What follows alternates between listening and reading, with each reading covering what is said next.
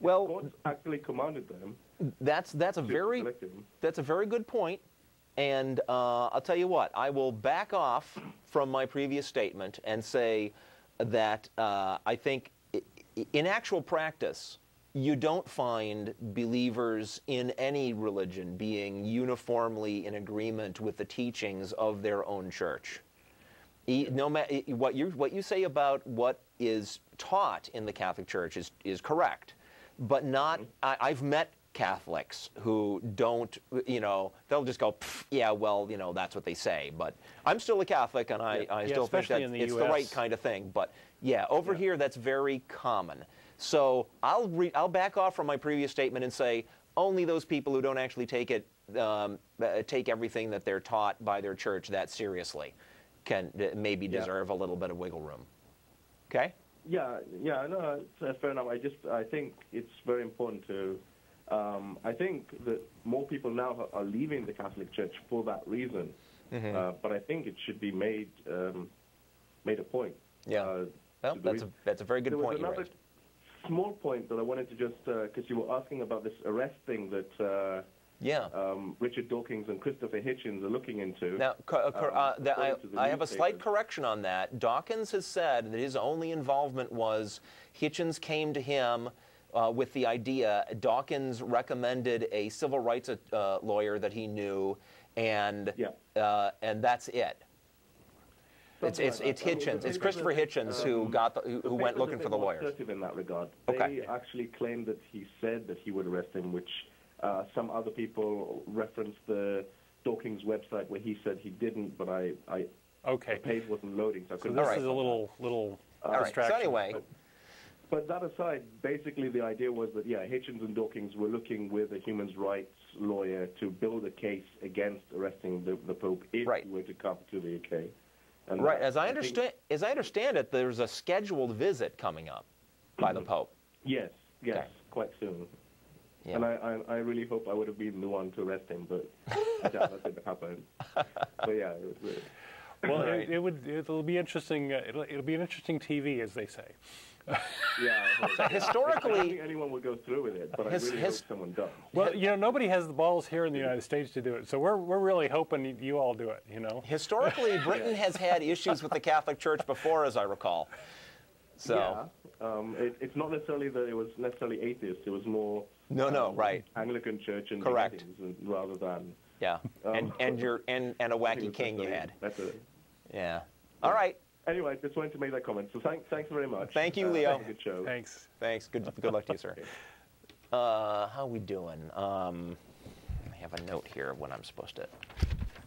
Okay, we can get at least one more in. We'll go to Theodore in Sweden. Hello. Hi, Theodore. Hey. How you doing? Good. You? Good. I'm doing good. Kind of late, but I'm doing good. Anyway, I was thinking, you were talking about, well, among other things, arresting the Pope. And we actually had a case here in Sweden a couple of years ago, about 5 years ago, I think. Yeah. There was this pastor in a small town here in Sweden who he had some of his congregation so enamored or in love with him that he actually was able to have one of them kill 2 girls. Wow. 2 nannies of his. And they actually really did arrest him, and he's in prison now. And oh, sure. I don't think he's getting out anytime soon. That seemed like quite a development even here in Sweden, which is really you can but here in the U.S. there have been stories of pastors arrested for fraud, arrested for murder, arrested for all kinds of crazy things. It's the Pope story is, I think a bigger deal because that's the head of the organization. Yeah, obviously.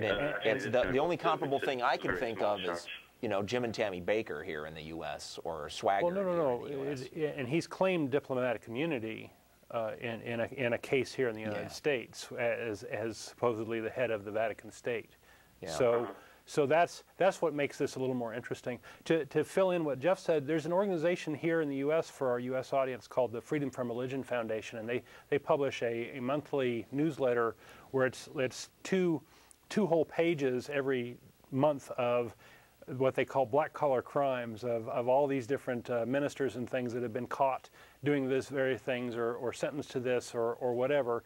And I guess for folks that are atheists, they seem to there's no notion that these folks belong on any sort of pedestal. Right. There's no notion that they're better than anybody else. And in many cases, I think they're worse. Right. They have more temptations, and they have more opportunity to do bad things. And in some cases, like in this pedophilia thing, having the cover of being a minister or a priest or whatever allows you to have access to situations where you wouldn't otherwise. So it may actually attract those sorts of people. Yeah. Definitely. Yeah. There's a connection. It's kind of like chairman in the business or stuff like that. But I was thinking that might not be as new in the States as it is in Sweden as such, but that might be because we're not really big on religion generally. Yeah. But I was thinking that, do you think that is progressing in a sense? Is it accelerating all over the world that we are starting to see that we can hold the priesthood accountable? That's a really good question. I'm not sure.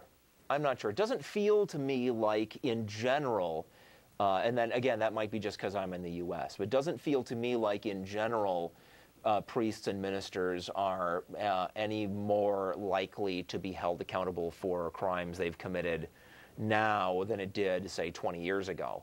But the outcry against the Pope, again, does seem like a different kind of thing, like a different level of, awareness of the, potential risks. So I don't know. It's a really good question. I kind of see that as something, it's special in a way. It symbolizes something, maybe. Yeah. I hope so. I think we, in the United States, I think there is a little bit of a movement that is feeding into this atheist movement of people being a little bit fed up with religion and the sort of goofy things that are done in the name of religion. I sense that there is some movement towards let's step away from this. We have a group here in the United States, a demographic group called the nuns, the none of the aboves, the people who don't identify with particular religions, and this is the largest growing group in the United States right now, and I'm hoping this trend continues. Now, not all of those people are atheists, but these are people who have said, enough of organized religion, I'm going to step away from it. And I think that these are people sort of on their way to becoming atheists or potential atheists. And I think that this is a good thing. I think the Pope scandal, in some ways, is a blessing for us. It's a way for people to be made more aware of the abuses that are going on and make it more socially acceptable to talk about these sorts of things and to register our disgust and our frustration. And I think that's a good thing. Yeah. Yes, absolutely. Thanks for taking my call. Man, thank you for calling. Thank you. Right. See you. Bye-bye. Bye. Okay. They are putting the credits up. Does that mean we're done? Well, I think we're pretty close. About 30 seconds. We have 30 seconds. Should we try to see what Andrew can tell us in 30 seconds? No. All right. Well, Andrew, stay on the line. We'll talk to you, do an after show thing. Yeah, or shoot us an email at tv@atheistexperience. Or that. And we'll try to answer it. Take care. Bye-bye.